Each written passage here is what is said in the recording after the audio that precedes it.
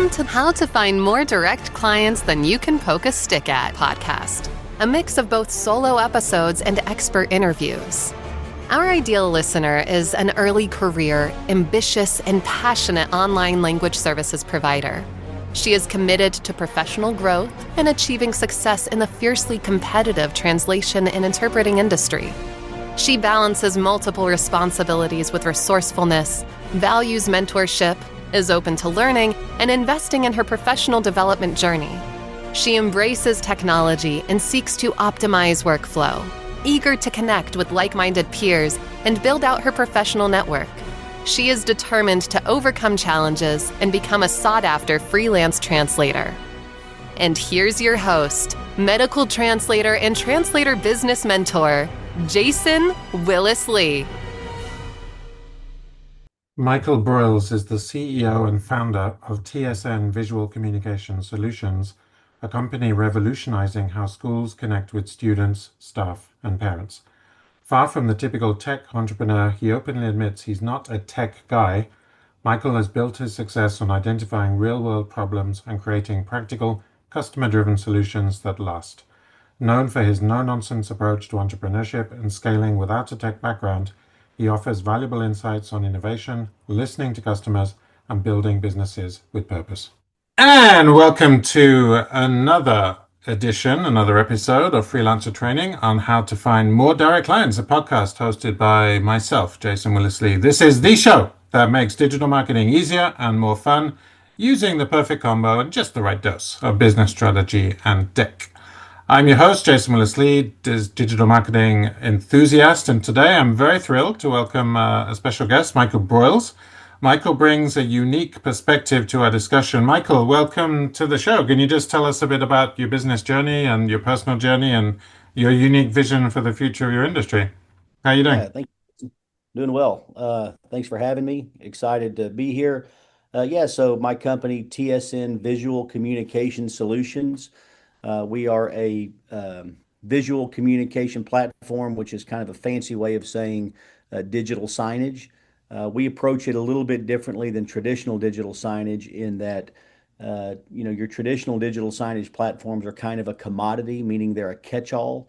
They'll serve a bank, a car dealership, a fast service restaurant, and a school. The problem is all of those organization types are structured differently. So what we've done, we've taken a different approach. We actually have three unique platforms. One that is built for schools, for your K-12 school systems, one that is built for higher ed, your colleges and universities, and one that is built specifically for your business, retail, and government sectors. And the reason is all of those organizations are structured differently. They're organized differently. And if you're it's kind of the square peg round hole scenario. If you're taking something that doesn't fit the organization, it makes it more complicated, makes it harder to use, and ultimately less effective. So we built out three very unique platforms to fit those different models. And I think that for us is kind of the key. How do we make sure that our audience ultimately, we have a customer, but we're all serving the same audience. And me walking into my bank as a 51-year-old is a very different conversation than a 17-year-old walking up and down the halls of their school. So Sure. we need to make that appropriate. And I think the example I like to use is you could take a bank that has 50 locations across Texas, and all those locations could have a couple of digital signage monitors inside the bank. But ultimately, the content is being pushed by one, maybe a small team of 2 or 3 people. Whereas you can take a school district that has 50 campuses, and you may have 200 users across that school district, from principals to assistant principals, librarians, counselors, your district level superintendent, communications, IT. So all of a sudden, that organization gets very large, and each one of those different parts within that organization, your counselors are telling a very unique story. Your principals are telling a different story, and your coaches and your food service department, they all have different things to say and to tell and information to deliver. So we want to make sure that's simple for them, and then the audience knows what they're going to receive based on where they're located inside that school. If you're in the cafeteria at lunchtime, you're going to be looking at menus. If you are in your athletic department, in your locker room or your training facilities, you're going to be seeing information that's coming from your coaches. In your hallways, in your classrooms, the information's more likely to be coming from your counselors, your principals.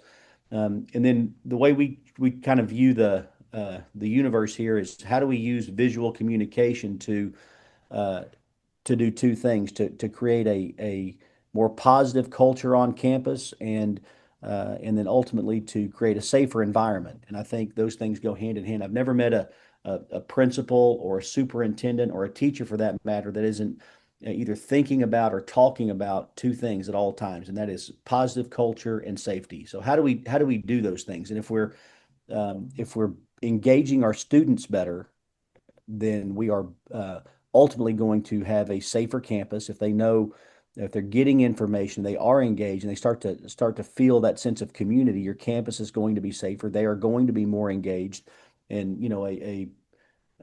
a more engaged and better informed citizen is a better citizen. So wouldn't that apply to a student as well? A better informed, more engaged student is going to be a better student. And I think ultimately that's the way we try to view things, and try to do things and to help our customers.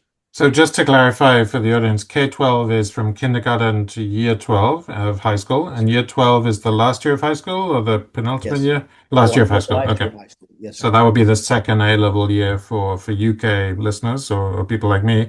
So Michael, so visual communication and visual signage, how can service providers use those tools or leverage those strategies to attract customers? How can small businesses sort of tap into that sort of mindset, the mindset that you're selling to your customers to move their businesses forward? I mean, we are basically a tribe of language service pros, so we serve multicultural, multinational audiences, translators, interpreters, copywriters. I work with a coach who is a visual communicator, and she's helped me build out an authority framework, a signature framework for my coaching products. How would you advocate that visual communication can help small businesses, which are the people Yeah, I tend to? I think it's the same thing. I mean, whether you're 17 or 50, I mean, we're visual creatures. You know, we uh I read this statistic, and I hope that I'm going to repeat it, so I hope it's true, but it said that you retain 10% of what you hear, but over 60% of what you see. So ultimately, whether you're a principal in a school or a small business owner with customers, your goal is to engage the audience, right? You want them to be interested. You want them to learn something new. You're trying to draw them in closer. Whether it is for a business, a new product you have, and it's informative. But it is 2025, and I grew up in a time when we had bulletin boards and chalkboards, and that's just not how the world works anymore. It's things blink, move, and shine, and my holding up my phone here. This is what we compete with now, and what we're used to looking at, and so the information needs to be dynamic. It needs to have a almost some sort of entertainment value with it. And Mm, that's not hard to do. Even for mundane information, you can make it look good, make it appealing. And I think that's important. It doesn't need to look like a Google slideshow from 1998. It needs to look like it's modern, and it's made for this time. And when you do that, you can catch people's eye, and then you start to inform them and to engage them. And once you start to do that, then you're having a discussion. Then you're really informing them of what you can provide, and letting them formulate their questions that they want to ask. And we've all when you're ultimately with your customer, you want them to engage back with you and ask the questions. And when you get that conversation started, then you have a place to go. So I think that's the key. Let's talk about customer-driven innovation, Michael. So most of my tribe are service providers, but some of us, like myself, have been dabbling in products for, a couple of years now, 2 or 3 years. How did you could you discuss how you built your product roadmap by listening closely to the end users? Obviously, listening to customers is much more important than talking. Not assuming what they need, but get actively gaining the feedback from them. And can you give a couple of two or three nuggets for language pros on how to apply that strategy in client service work, product creation, or service design? Could you give a couple of just two or three nuggets on that? Yeah, I think that's exactly right. And I say this all the time. I build the system, but I don't necessarily use it every day, if that makes Mm-hmm. sense. Mm-hmm. So getting the feedback from our customers is critical, and I think the best way to do that is really work on that relationship. We don't sell something and then say thank you very much. We'll see you later. We stay engaged. I've got some great friendships that were started out as customers just by, you stay engaged and if you listen, they will tell you. They will tell you what they need. And building what the customer needs is far better than building what you think they need. Right. Because you don't really know unless you're in the weeds with them. And so I think we've I'm smart enough to know that I'm probably not all that smart. So listen to your customer and surround yourself with good people. Yeah. Uh, and I think that's the key there is, if you engage with them, if you talk to them, and if you'll listen, they'll tell you. When we first started in schools, we started at Northside Independent School District in San Antonio, which is the fourth largest district in the state of Texas, Mm-hmm. and we ran a pilot at four high schools, and that was our entry into the K-12 space. And when I first went in, if I'm being candid, our product wasn't quite where I wanted it to be. Some of it was um, technology limitations at the time, and some of it was, we just didn't know. I hadn't actually had it live in schools yet. So I went to every principal and I started my conversation out by saying, listen, you know, uh, I'm not sure you're going to love this at first, but if you will talk to me and tell me what you need, I'll build it. And to their credit, every one of them did. I'd meet with them once a week, and we would sit down. They would say, "I need more of this, less of this," and we would tweak our system. And ultimately, at the end of the semester, the superintendent called me in and said, "My principals love it. I want it in all my high schools." So that was how we got started, and we got to there because we did listen, because we took the time to pay attention um, to and not just that, to even listening to the customer, but also sitting down and watching how the audience engaged with the information. There's a lot to learn from that. By just watching your audience Mm-hmm. is as important as listening to your customer. Could you dive a little deeper, Michael, into usability and clarity in communication, explaining how you got traction in the ed tech space, which is your niche? And I'd like the language pros listening to just take lessons that they can apply, that you can apply when creating resources, tools, or content. We're all content creators these days for niche markets, whatever niche market you're trying to get into. I'm looking at linguistic validation at the moment from the services side of my business. Could you just talk a little more to usability and clear communication? You're saying you don't actually use on a daily basis the platforms you design, but you are gaining active feedback and you are surveying and you're constantly tweaking your product, I imagine. Can you just talk a little bit to that so that my audience can just apply those strategies to what they're doing? Sure, yeah, I think uh, you know I got started by trying to solve a problem. My daughter was in the eighth grade, so the last year of middle school, Mm-hmm. and she had come home from school, and I'd gone to the school website that day for some reason, and there was a on the front page of the homepage of the website there was a picture of this guy who had been up at school and he had given a speech.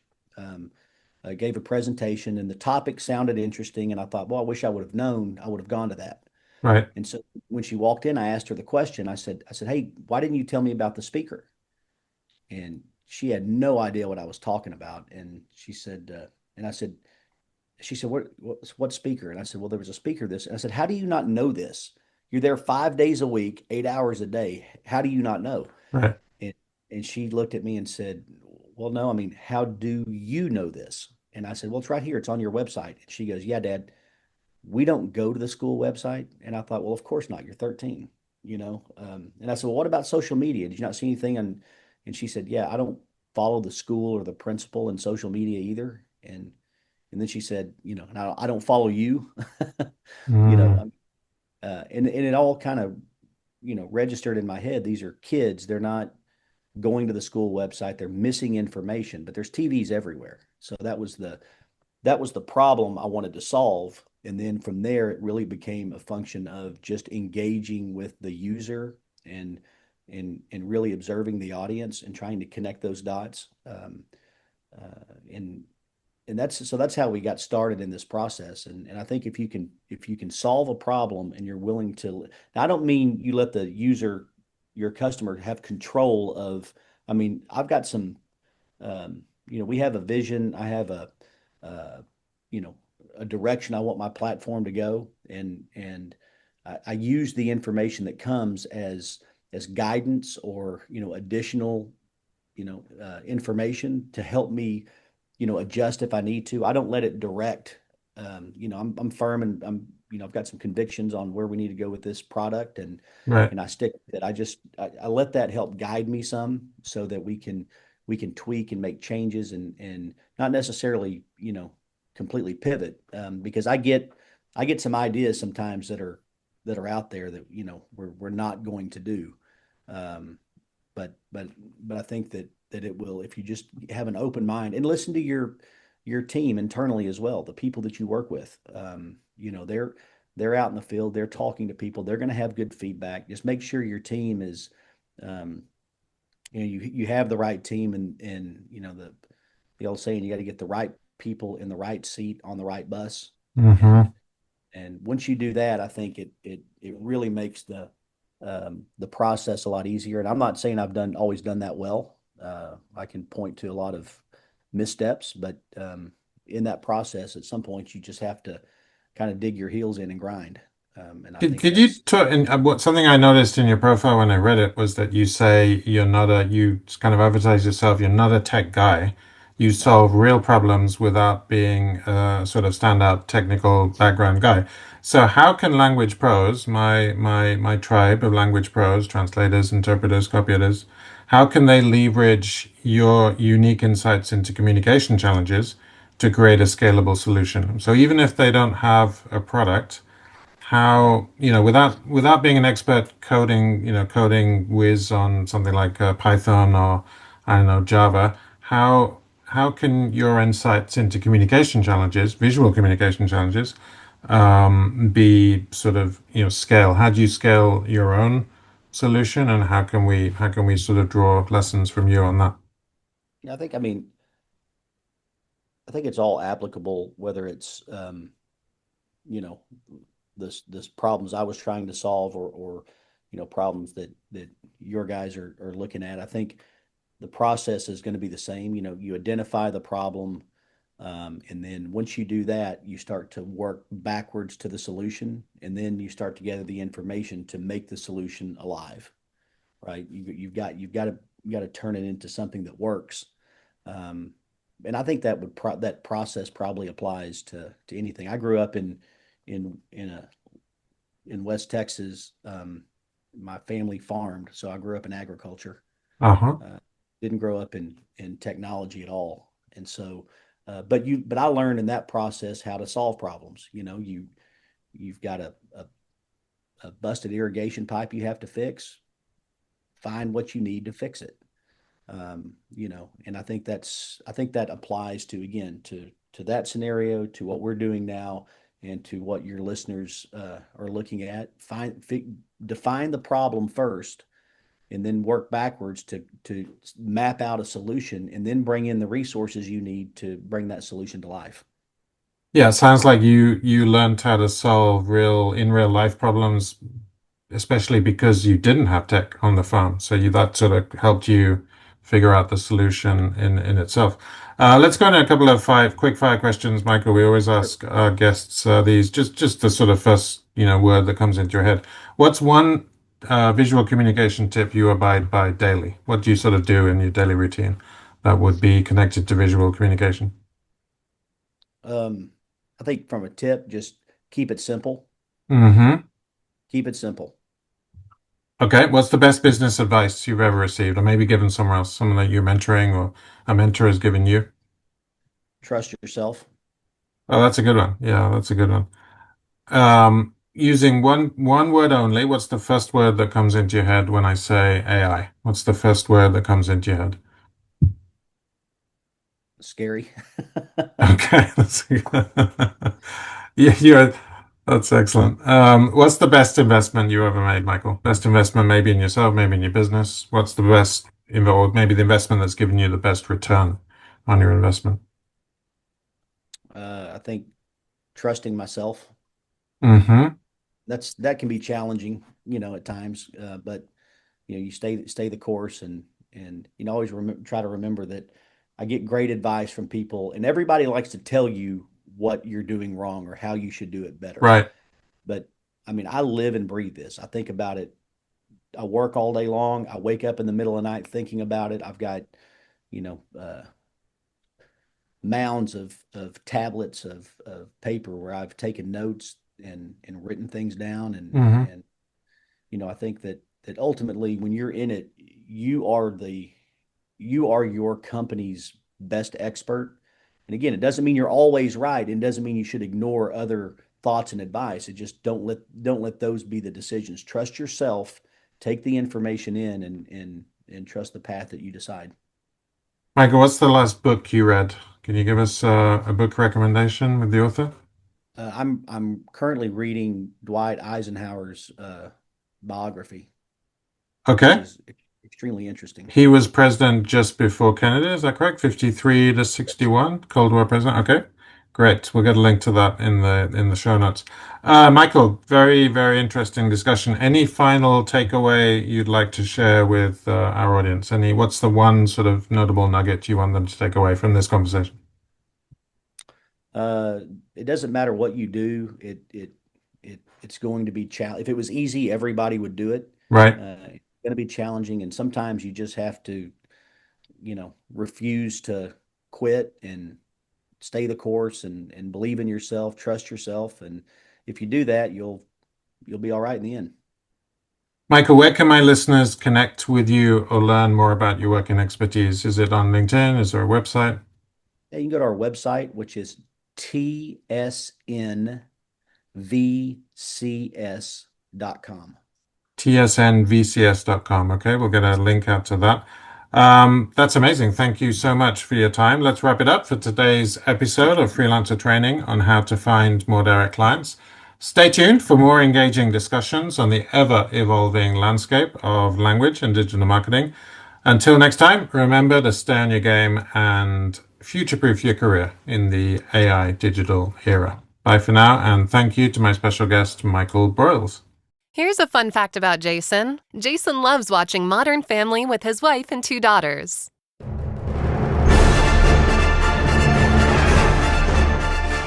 Thanks for tuning in to the How to Find More Direct Clients Than You Can Poke a Stick At podcast. We'll be back soon. In the meantime, why not head over to www.entrepreneurialtranslator.com to access all our tools and resources to monetize and future-proof your freelance translation business.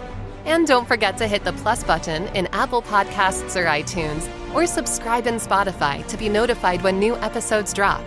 For regular tips and insights, business strategy, or marketing techniques straight to your inbox, please sign up at www.entrepreneurialtranslator.com.